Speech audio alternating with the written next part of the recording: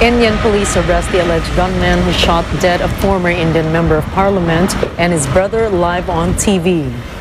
Initial reports say the suspects posed as journalists after the shootout. More details on this later in the news.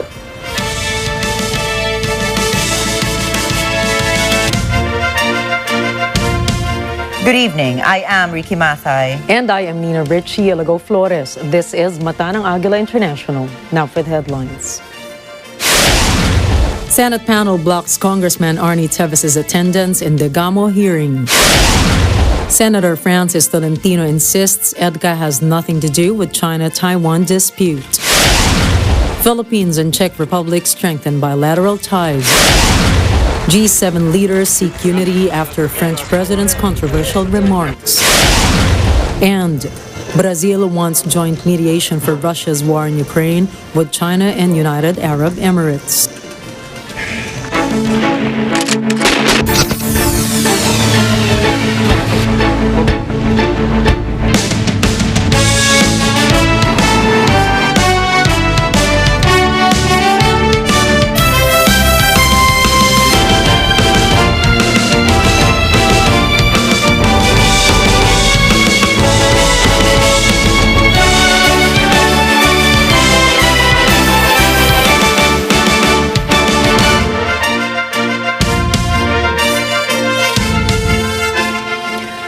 And its neighboring islands are still suffering from the oil spill of the sunken MT Empress. According to an impact assessment done by environmental and scientific groups, 86.5% of residents in two barangays in Pola say their income is not enough, even though they received help from the government. Pola Major Jennifer Cruz admits that some areas are severely affected by the oil spill. She assures that the local government will continue to help the residents in need.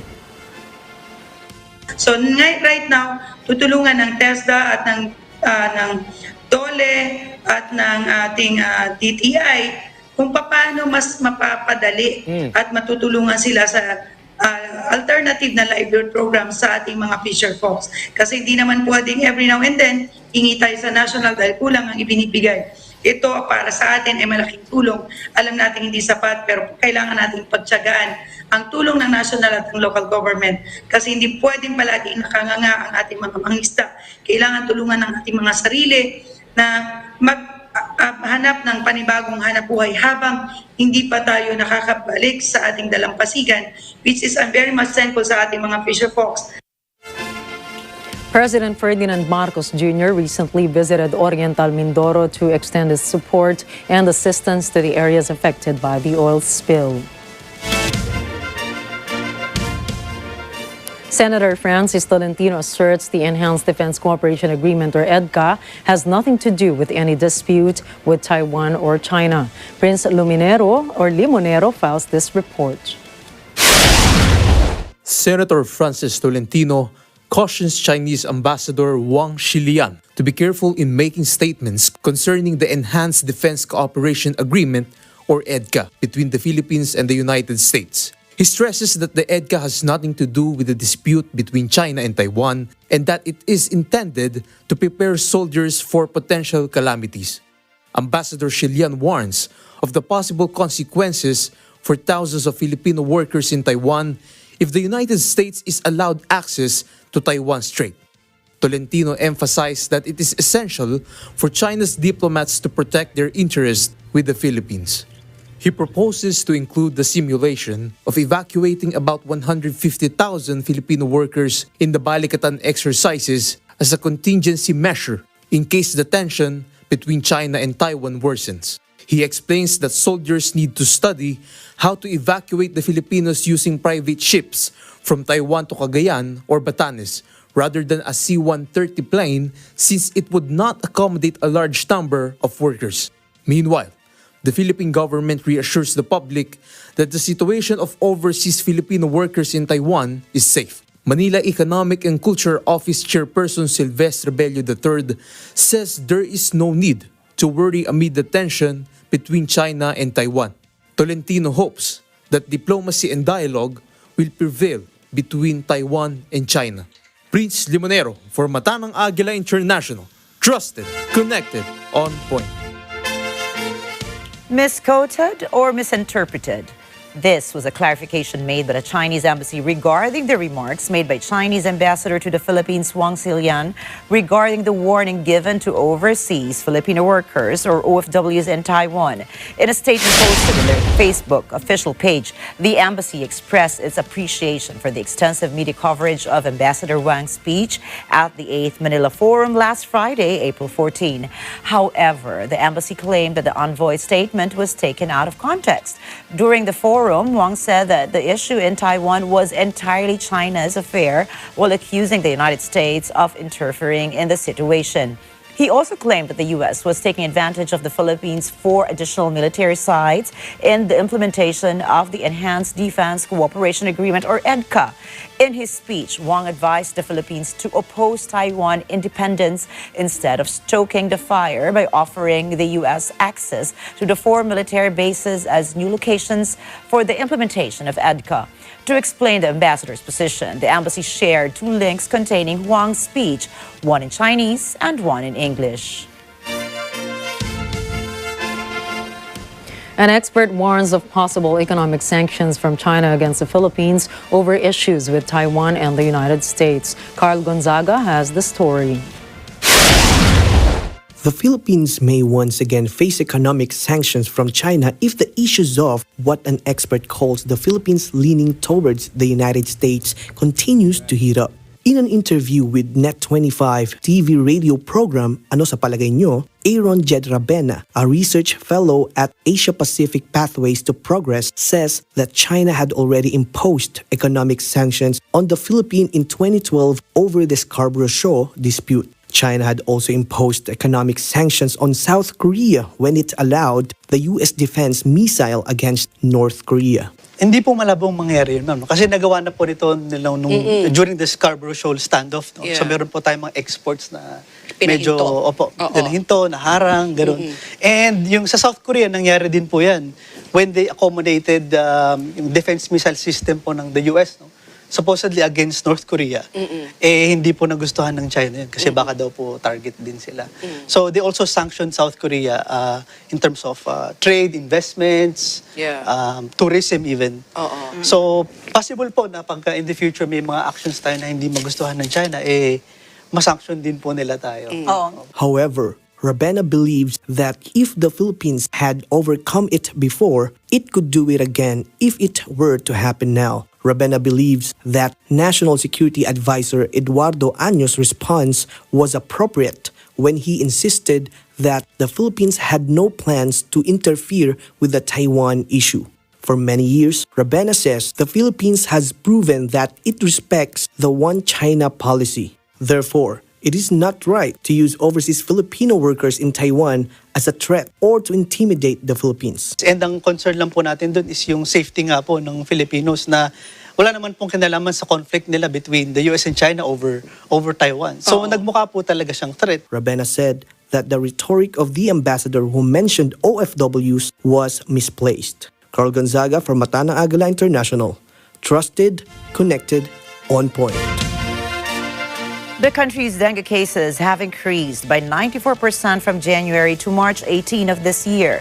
Data from the Department of Health, or DOH, states that there were 27,670 cases of dengue recorded in the first 3 months of 2023, higher than the 14,278 cases reported during the same period in 2022. Meanwhile, the number of fatalities decreased to 92 from 100 in the previous year.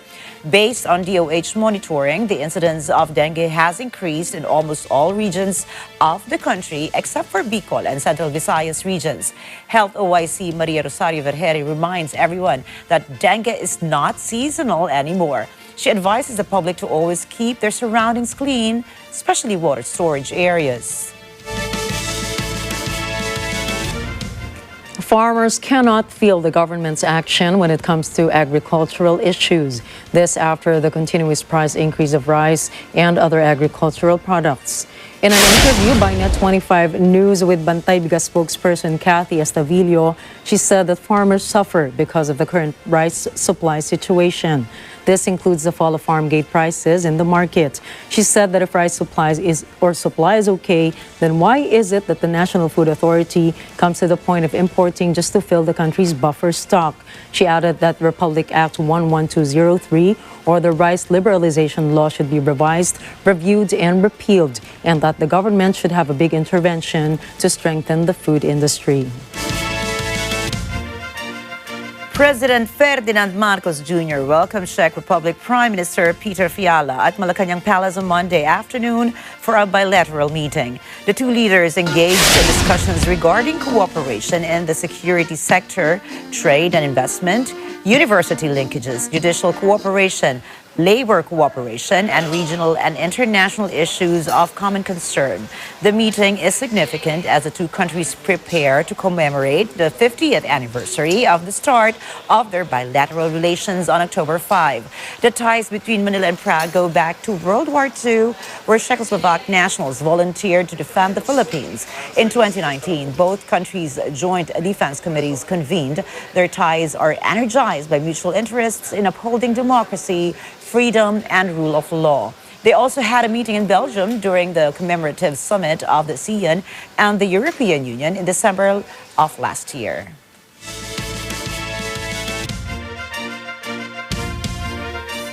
In other news, the Senate continues its investigations of the gruesome killing of Governor Roel Degamo and other related killings around the province.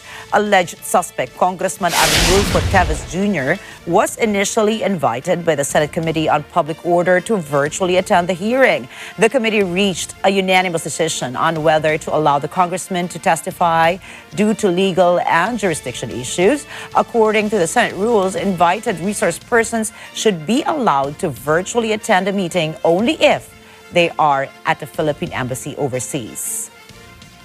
There may be legal issues that will arise as to the taking of oath as a basic requirement in taking testimonies of any resource person or witness. The whereabouts of Congressman Teves is not known or definite, thus jurisdiction as to his oath will be taken may be questioned legally. According to the senator, he received a call from Teves telling him that he cannot come physically because of the threats to his life.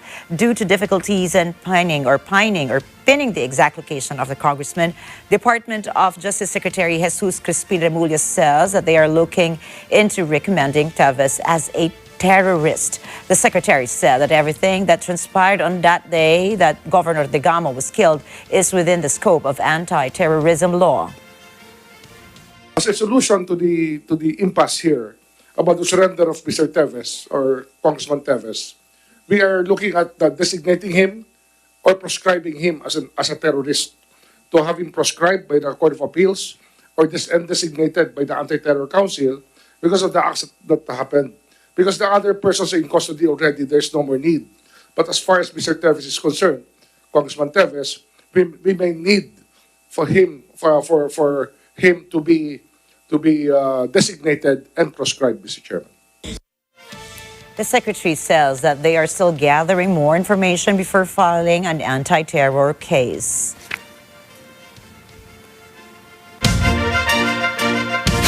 Coming up, more than 50 dead as heavy fighting continues in Sudan. China expands military draft to veterans and students. And pro-Russian separatists free 130 prisoners. Stay tuned for more stories from around the globe when we return.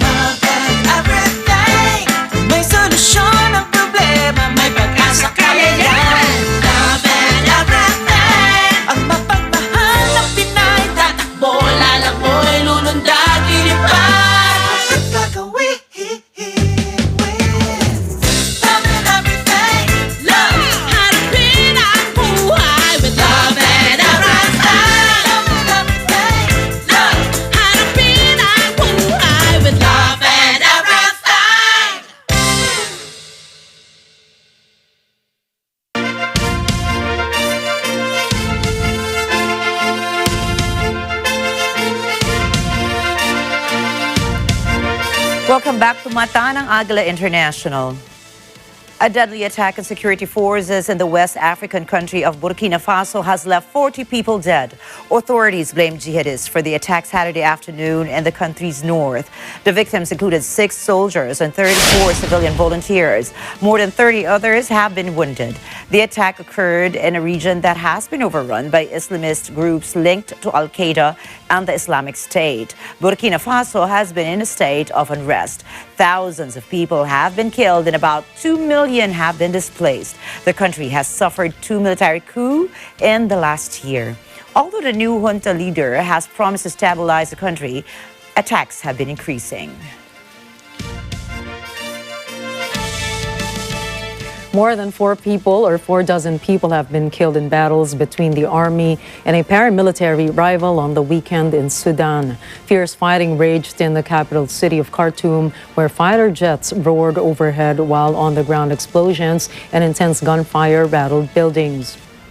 The violence erupted Saturday morning after weeks of a power struggle between Army Chief Abdel Fattah al-Burhan and his deputy Mohamed Hamdan Daglo.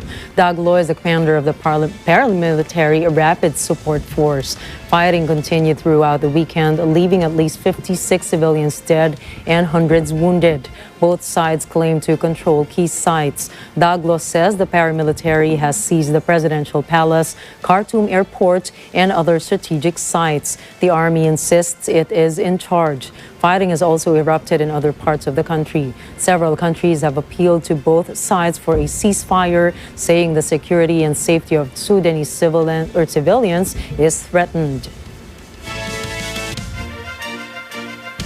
G7's top diplomats began talks in Japan, focusing on China and regional challenges. Japan's Foreign Minister Yoshimasa Hayashi reminds his counterparts that G7's unity is extremely important. Hayashi's comments come after French President Emmanuel Macron's controversial remarks. Macron earlier said Europe should avoid crises that aren't theirs. Hayashi also warns the international community was at history's turning point. He says G7 must demonstrate to the world their strong determination to defend the international order based on the rule of law.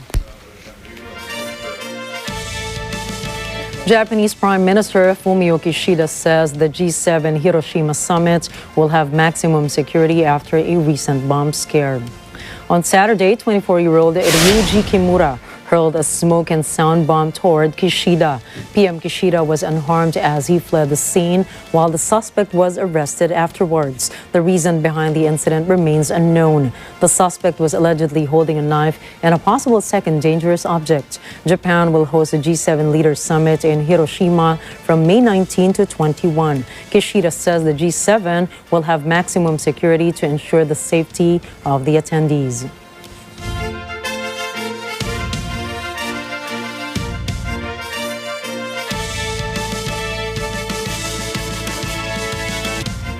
China's launch of a satellite into orbit Sunday delayed flights out of Taiwan's Songshan Airport.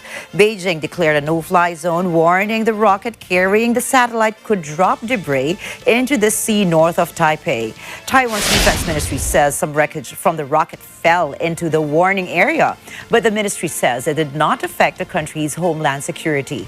China's state media declared the launch of the weather satellite a success. The ministry says the satellite will provide data for weather forecasting, disaster prevention, climate change response, and ecological conservation.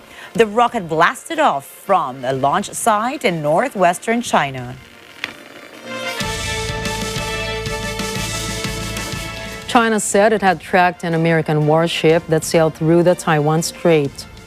The U.S. Navy confirmed the news, saying the USS Milius guided missile destroyer conducted a routine around Taiwan Strait transit on April 16. The United States also insisted their warship sailed through waters where high seas freedoms of navigation apply in accordance with international law. Meanwhile, Colonel Shi Yi immediately announced their troops remain on a high level of alert at all times to defend China's sovereignty.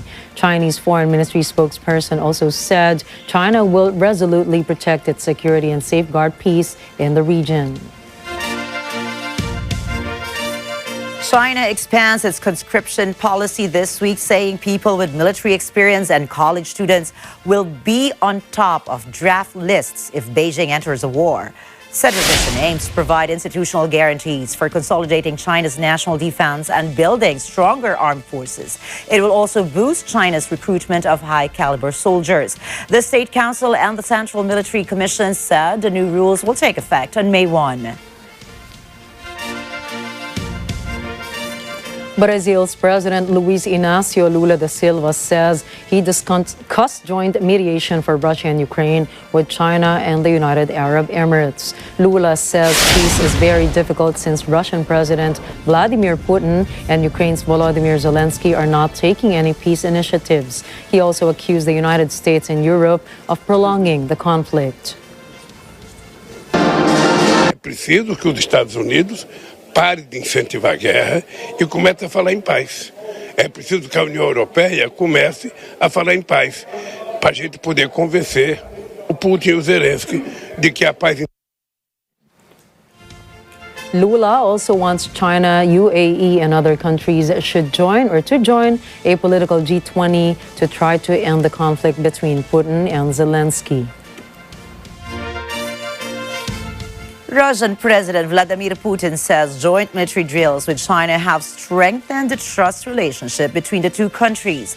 Putin met with Chinese Defense Minister Li Shangfu, who is on a 3-day visit to Russia. Shangfu echoed those sentiments, saying relations between the two countries surpassed the Cold War era, adding they are very stable. Over the past years, Moscow and Beijing have ramped up relationships. This is being driven by a desire to counterbalance U.S. global domination. The partnership has grown closer since Russia invaded Ukraine last year. China has sought to portray itself as a neutral party in the conflict, but Washington has accused Beijing of thinking about supplying arms to Russia, something China denies. Pro-Russian separatists freed 130 prisoners of war on Sunday.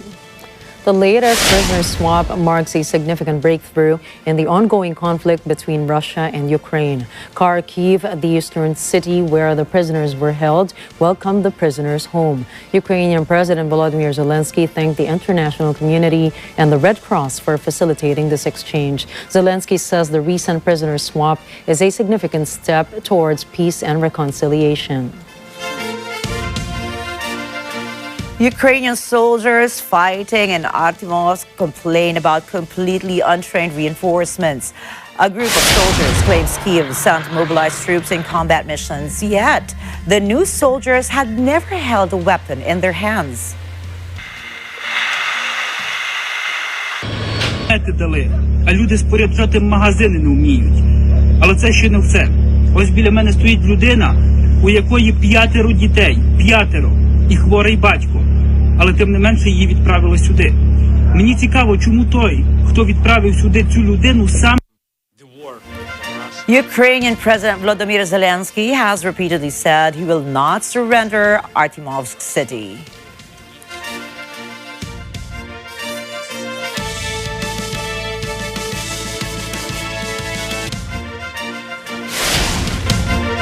Up next, former Indian politician and brother are shot live on TV. Residential building fire in Dubai claims 16 lives. And Finland debuts new nuclear power plant. Please don't go away. Mata ng Agila International will be back with more global news.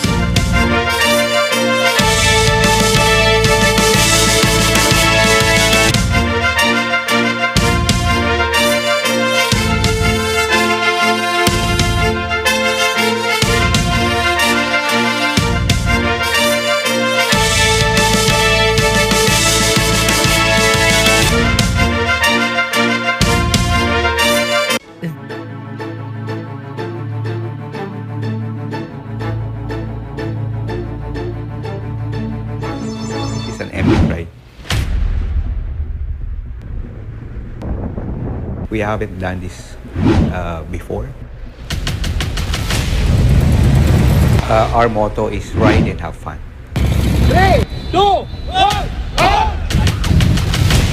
As part of our advocacy of motorcycle tourism, we visit the lakes para ma-promote yung lakes as a tourist destination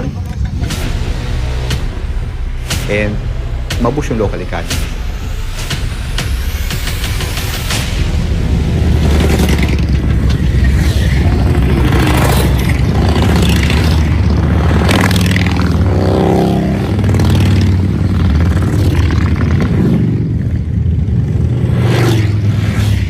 This port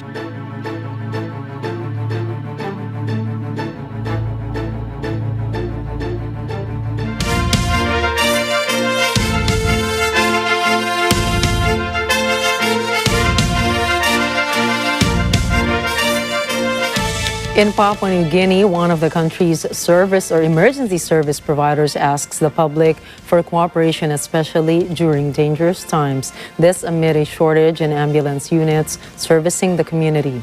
Eco Hortaleza Quinola has more. In and outside of Morobele province, only one ambulance is at work.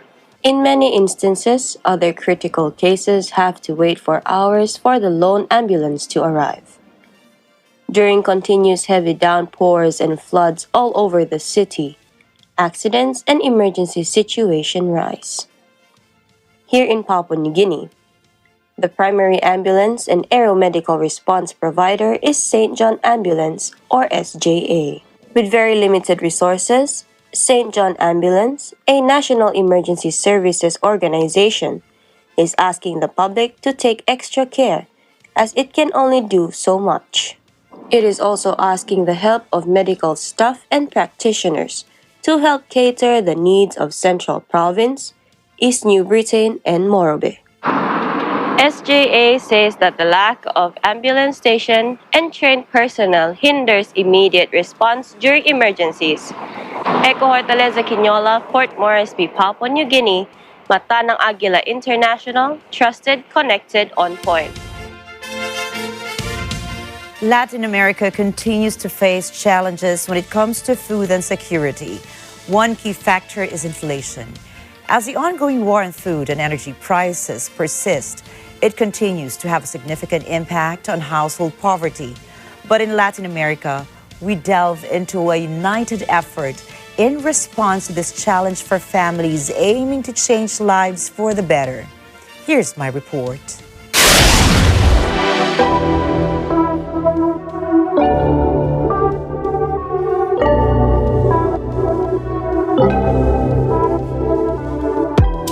Hunger is spreading like a virus across Latin America and the Caribbean. A new report by the UN found more than 59 million people in the region are going hungry. The current and devastating trend happening throughout Latin America.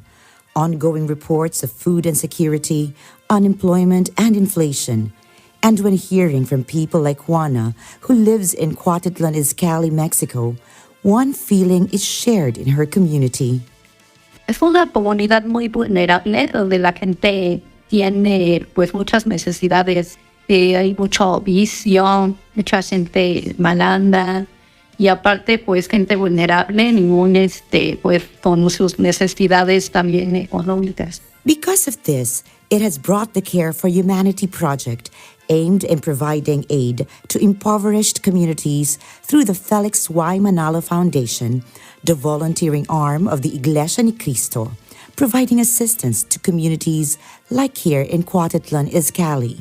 A través de impartir la palabra de Dios y explicarle a la gente y de la Iglesia de Cristo la sanidad y pues apoyarlos también con las despensas, las ayudas que se les están dando y la gente queda muy agradecida. This aid extended among numerous countries throughout Latin America, from Mexico, Guatemala, Honduras, Nicaragua, Panama, Colombia.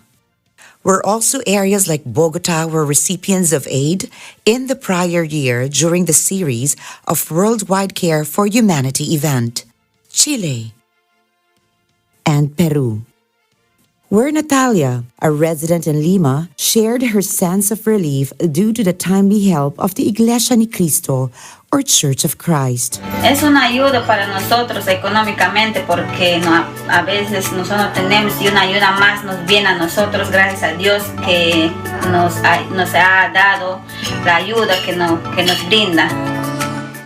These events also brought hope and inspiration through the words of God through evangelical missions. Many like Juana, accepting the true faith they heard. This deep love and concern for one's fellow man stems from the leader of the Iglesia ni Cristo, the executive minister, Brother Eduardo V. Manalo, focused on fighting poverty and bringing change in people's lives for the better. Even in communities like Cunanega in Panama City, located behind the landfill known as Cerro Patacon. We're grateful for the hope brought to them by the Iglesia ni Cristo.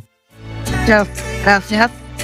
Y digo al Padre porque aquí realmente no están obligados en la iglesia, pero ya saben que ya no existe. Pero ahora yo me siento alegre por ustedes, porque ustedes entró en esta comunidad muy realmente que vivo acá. Muchas gracias de ese mensaje. Ya cuántas veces han mandado acá en la comunidad La Isla. Yo fui a Cunanega, primera vez que nosotros fuimos. Muchas gracias al hermano Eduardo. Muchas gracias.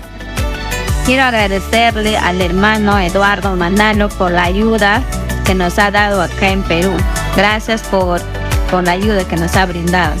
The Iglesia ni Cristo continues its ongoing efforts to fight poverty through the mandate of the executive minister to provide even more extensive and diverse efforts to needing families, while including something even more vital, the spiritual aid and care, providing the best life one can have. Ricky Mathay for Mata ng Agila International. Trusted, connected, on point. At least 4 people are dead after a gunfire erupted at a Sweet 16 birthday party in the southern American state of Alabama. This latest mass shooting happened Saturday night in the small community of Dadeville. 28 others at the gathering suffered injuries. 5 of the injured are in critical condition. Police have provided few details. They are not saying what prompted the shooting or whether a suspect has been arrested. It happened about 10:30 p.m. local time at a dance studio in the community of 3,200. President Joe Biden decried the violence, saying, "What has the nation come to when children cannot attend a birthday party without fear?" He adds guns are the leading killer of children in America, and the number is rising. Police in India have arrested 3 gunmen who shot an ex-politician and his brother live on television. The trio had posed as journalists to get close to the victims. The images that you see show police detaining the men after attackers shot 61-year-old Atiq Ahmed and his brother. Ahmed had been jailed since 2019 after being convicted of kidnapping. He had been answering journalists' questions when the attackers shot him and his brother at close range. Following the attack, the assailants shouted Hindu slogans. The 2 victims came from India's Muslim minority. The brothers had been deeply involved in India's criminal underworld. The attackers are said to be petty criminals. In Indonesia, the West Papua National Liberation Army claims responsibility for the attack on 9 soldiers in Papua. At least 1 Indonesian soldier was confirmed dead when rebels attacked a squad. The squad was conducting a mission to look for the kidnapped New Zealand aviator Philip Mark Mertens. The rebels demand that Indonesia recognize Papuan independence in return for the pilot's release, as well as a meeting with Indonesian President Joko Widodo. The United Nations and New Zealand urge Indonesia to stop military operation. Malaysian police are investigating the death of a woman whose body was stuffed in a travel bag. A passerby found the bag near a building belonging to the state electricity company Tenaga Nacional Verdad in Kulay, southern state Johor. Kulay District Police Chief Tok Bengyo said the body is in an advanced decomposed state, estimated to be at 50%, has hindered their efforts for identification. Preliminary post-mortem reports performed by Sultana Amina Hospital suggests that the body belongs to a 25-year-old woman who sustained a head injury and has been dead for around 2 weeks. The district police chief appealed to the locals who have information to come forward. A residential home went ablaze in Al Ras, Dubai, and claimed 16 lives. This was after the fourth floor of the five-story building caught fire. Dubai's civil defense says the fire occurred due to a lack of compliance with building security and safety requirements. Authorities report among the dead are 4 Indian and 3 Pakistanis, while 9 were injured and rushed to a hospital. No one has yet been arrested as part of the investigation. The Revolutionary Armed Forces of Colombia, or FARC, is ready to start peace talks with the government on May 16 to bring their group Estado Mayor Central, or EMC, out of the armed conflict. President Gustavo Petro committed to negotiate peace or surrender agreements with rebels and to end a 6-decade-long war that has killed over 450,000 people. Previously, the EMC dissident group rejected a 2016 landmark peace agreement that disarmed the FARC. The rebel group has managed a bilateral ceasefire with the Colombian government since the beginning of the year. Last month, Petro's administration reopened peace talks with the National Liberation Army rebels. The two sides want a bilateral ceasefire deal in a third round of discussions set to begin soon in Cuba. Currently, there was no immediate response from government officials. Electricity is now being generated from Finland's new nuclear power plant. The plant went into operation Sunday, more than 12 years behind schedule. The reactor is the most powerful in Europe. It can generate 1,600 megawatts of power, about 14% of the country's electrical needs. Along with 2 other older reactors, about 30% of Finland's power will come from nuclear energy. Construction began back in 2005, but technical problems that led to lawsuits caused delays and cost overruns. The plant will lessen the country's dependency on Russia for electricity. Germany has closed down its 3 remaining nuclear power plants after 6 decades of operation. This is in line with the long-planned switch to renewable energy.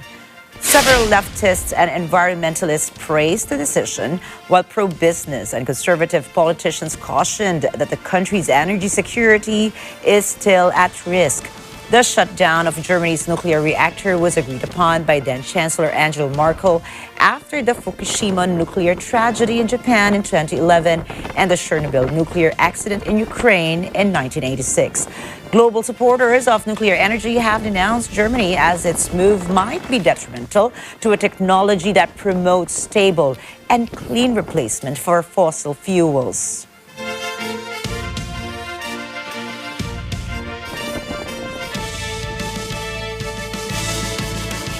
Former U.S. President Donald Trump has raised more than $34 million for his 2024 White House run since the start of the year. He has seen a huge increase in donations after his indictment on March 30th. According to his campaign office, the former president raised $15.4 million of that money in the 2 weeks following the filing of charges against him, arguing how strongly his supporters have rallied around him. Trump also saw a huge increase in his poll numbers after Manhattan District Attorney Alvin Bragg arraigned him in a hush money case stemming from the 2016 election. Trump also is the subject of many criminal investigations and has attempted to use his legal woes to compel followers, suggesting that all of the charges are politically motivated. Trump has dominated the Republican field in the early stages of the 2024 presidential race.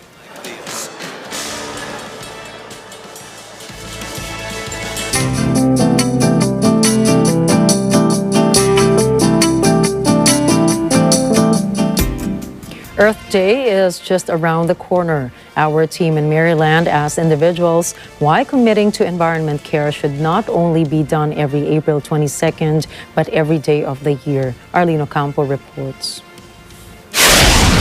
This planet we live in is an amazing place, but it needs our help to thrive. Every year on April 22, billions of people celebrate Earth Day. In 1970, a United States senator from the state of Wisconsin organized a national demonstration to raise awareness about environmental issues. This marked the first Earth Day. Let's hear what some have to say. Well, we're all seeing the results of climate change and global warming, which many of the scientists do feel is from human use of supplies and of manufacturing. Well, I think if you look at the amount of trash that sits outside of people's curbs, it's incredible. And you have to wonder where that goes. There's lots of videos out there of our trash just being thrown all over the place and somehow winding up in this habitat here, or in this animal's this, or in this animal's that. If we don't recognize it and take a moment to think about how and what we do impacts the planet, then eventually it'll all disappear. It's a lot of us here on this planet, and we're obviously doing nothing but procreating. We use up all our energy. That's just messing it up for future generations. Despite all this, there is plenty being done to create change.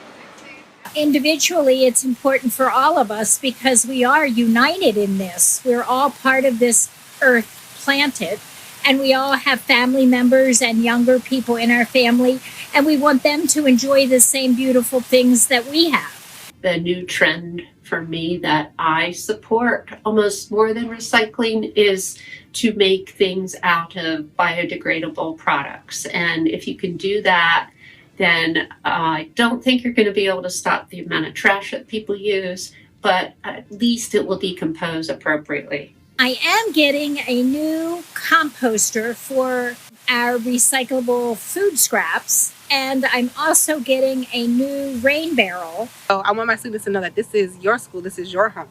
So if anybody needs to keep it clean, it's you guys. So I think I'm going to have them go around picking up little trashes here and there, just keeping things nice and pretty, and maybe plant a couple of new flowers in our gardens. Recycling recyclable things, reusing things that can be reused, and generally trying to be a good energy conserver, turn off lights when we don't need them, those sorts of things. Let's do what we can every day to help make our world a happier, healthier place to live. In Fort Washington, Maryland, Arlene Ocampo, Matanang Agila International, trusted, connected, on point. In Las Vegas, Nevada, urban gardening is planting its roots deeper into the community. Anna Cui has the story. An urban farming project opened Wednesday at James K Park in the historic West Side in Las Vegas to help address food insecurity and help residents eat healthier. The initiative is part of the 100 Plan, a community-led strategy for revitalizing the historic West Side, and was made possible by a private partnership, as mentioned by Las Vegas Mayor Carolyn Goodman.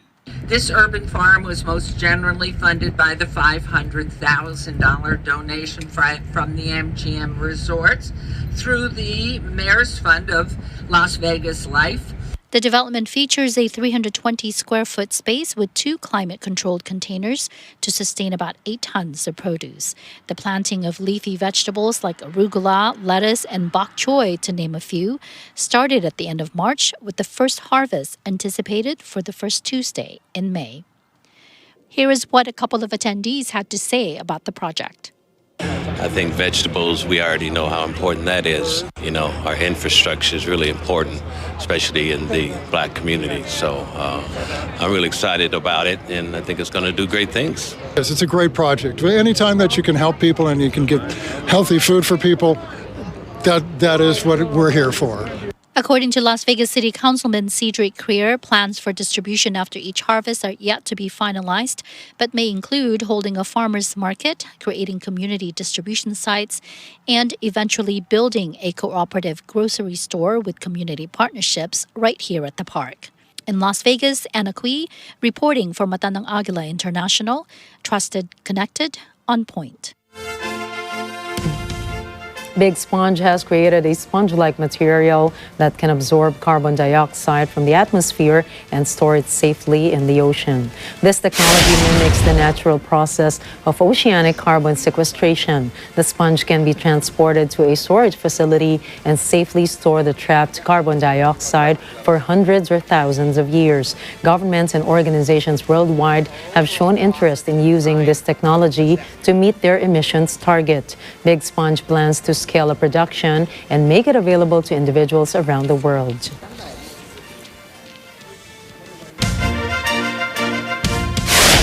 Coming right up, Japanese researchers develop electronic skin. Underdogs prevail as NBA playoffs 2023 begins. And Katy Perry and Lionel Richie to perform at King Charles's coronation. Catch the latest in business, sports, and entertainment when Mata ng Agila International returns.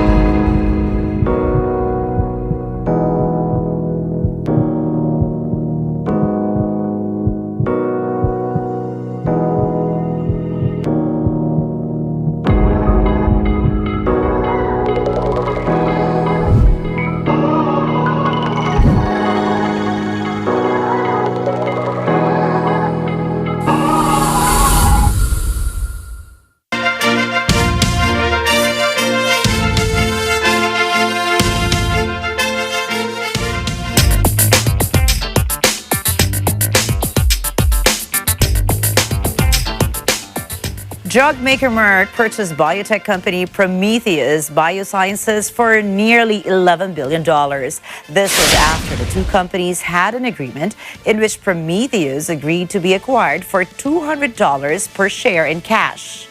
Merck's CEO Robert Davis says Prometheus will strengthen its presence in immunology. The biotech company is developing a treatment for autoimmune diseases such as ulcerative colitis and Crohn's disease, dubbed PRA023. Last year, the sales of Merck were $13.8 billion, up 2% year on year.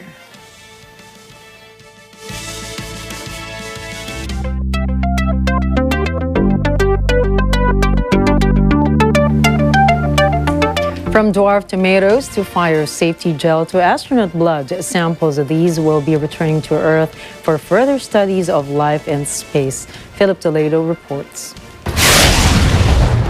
This weekend, the 27th SpaceX resupply mission will be returning from the International Space Station. And with it, it will be bringing a batch of scientific samples from orbit. Scientists aboard the International Space Station have been conducting studies in microgravity of plant growth, fire safety, and changes in muscles and arteries, according to NASA. When these samples return to Earth, they will be taken to the Kennedy Space Center in Florida so that scientists can perform additional studies before effects of our planet's gravity fully kick in. The returning samples include dwarf tomatoes grown in orbit. which are important as NASA understands the capability to grow fresh food in space is key for future long-duration missions. Additionally, gel samples from studies on fire safety in space will be returning. Fires in space are extremely dangerous and deadly, and this information will help determine future spacecraft materials and fire suppression techniques.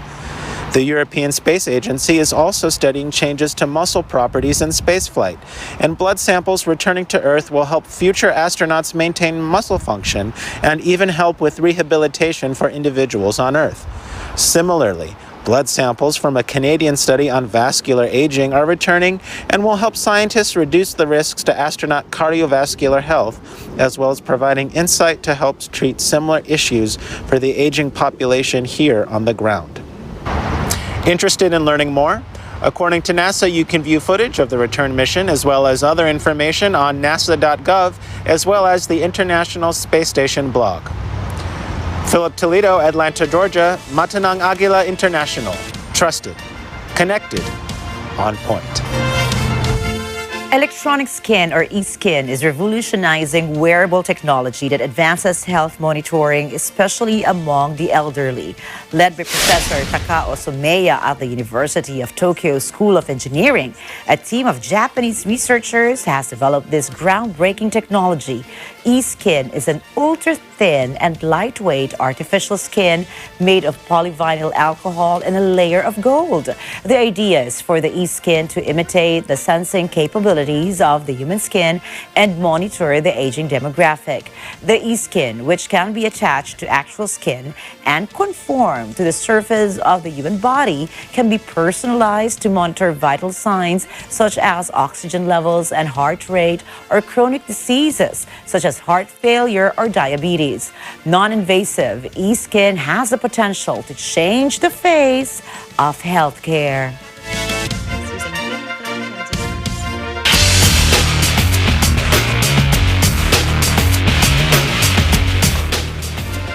Underdogs prevail as the NBA playoff season is off to an unpredictable start.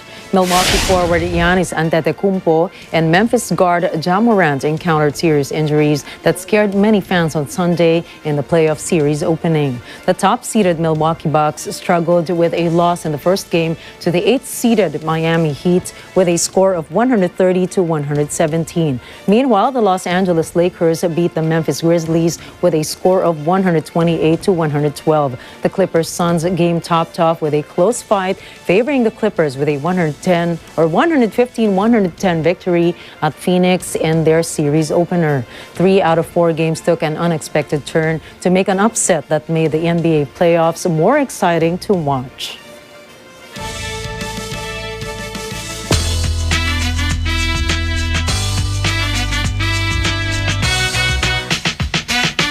As the city celebrates 76 years of film history, Cannes spotlights a new collection of films and blockbusters from notable directors. These filmmakers will premiere their films both in and out of competition, with only a few selected and capturing the highest honor, Palme d'Or. Unveiling the lineup, some films scheduled to premiere at the French event are Martin Scorsese's Killers of the Flower Moon and the highly anticipated blockbuster Indiana Jones and the Dial of Destiny. Johnny Depp stars as John Drew Barry. Meanwhile, Pedro Almodovar will show his new film, Strange Way of Life, starring Ethan Hawke and Pedro Pascal. The 30-minute Western reunites two former gunslingers after 25 years. The event will run from May 16 to May 27.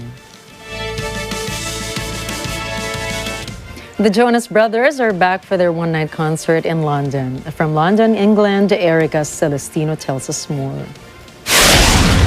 Singers Kevin, Joe, and Nick Jonas from the Jonas Brothers pop rock band are in London, United Kingdom for their one-night concert in the Royal Albert Hall.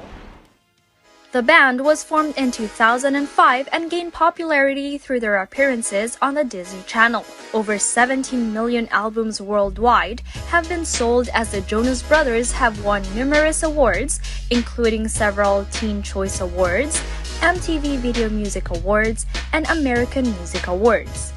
A decade ago, the Jonas Brothers announced they were breaking up, but then reunited 6 years later in 2019 as they released their new album titled Happiness Begins. It has been 4 years since their last world tour, as the album tour started in March in New York. The fans here in the United Kingdom were excited to welcome them for their one-night-only show at the Royal Albert Hall. I'm really excited and I'm a bit nervous. Super excited. Yeah, can't wait. Pretty excited. Yeah. I've been a Jonas Brothers fan since, I don't know, 2007. Since Disney Channel. Since Disney Channel days when we were all kids. So pretty excited. I'm looking forward to hear them sing probably my favorite song, which is Burning Up. Is this your first concert? Yeah. Yes, definitely. So who would you like to thank? My mommy for paying for the tickets and letting us come. The set list included songs from the past, present, and future, as Nick Jonas mentioned during the concert. Hit songs were performed as the audience sang along and jumped up and down to the rhythm of the music.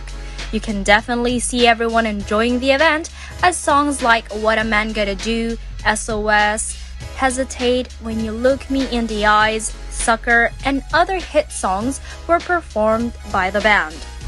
They also performed the songs titled Little Bird, Walls, and Waffle House from their new album, which is set to be released on May 12, 2023. Reporting from London, this is Erica Celestino for Mata ng Agila International. Trusted, connected, on point. Katy Perry, Lionel Richie, and Andrea Bocelli will be among those performing at King Charles III's coronation. The day after Charles is officially crowned king, a televised coronation concert will be held in the grounds of Windsor Castle on May 7. Some 20,000 members of the public and invited guests are set to attend in person, with a live event set to be aired on radio and online platforms as well. Other confirmed performers in the lineup include opera star Breen Terfel, singer-songwriter Freya Ridings, composer-producer Alexis French, and English band Take That. Perry, who performed for U.S. President Joe Biden's inauguration in 2021, has links to Charles's charitable foundations with Richie and Take That. Richie, at age 73, is just a year younger than the king, said the concert would be an honor and a celebration. Bocelli has previously performed for Charles's mother, Queen Elizabeth II, who died in September last year, aged 96. Further names for the coronation concert will be announced in due course.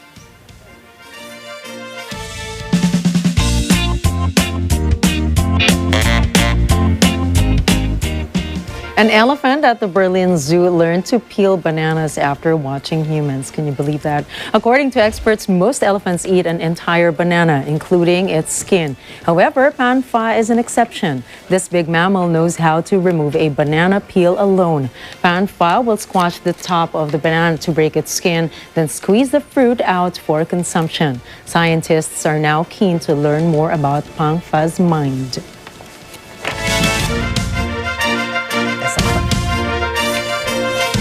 And to kick off this week, here's a quote from former Roman Emperor Marcus Aurelius. When you arise in the morning, think of what a privilege it is to be alive, to think, to enjoy, to love. And imagine the moment we wake up, we already open two wonderful gifts. And do you know what those are? Our two eyes. And that is a great, great gift. As soon as you wake up. That is so true. Waking up alone is already a great gift. Biggest blessing. And that's a wrap for tonight's news. Catch the latest updates at our social media channels. I am Ricky Matay. And I am Nina Richie Elago Flores. This is Mata ng Agila International. Trusted, connected, on point.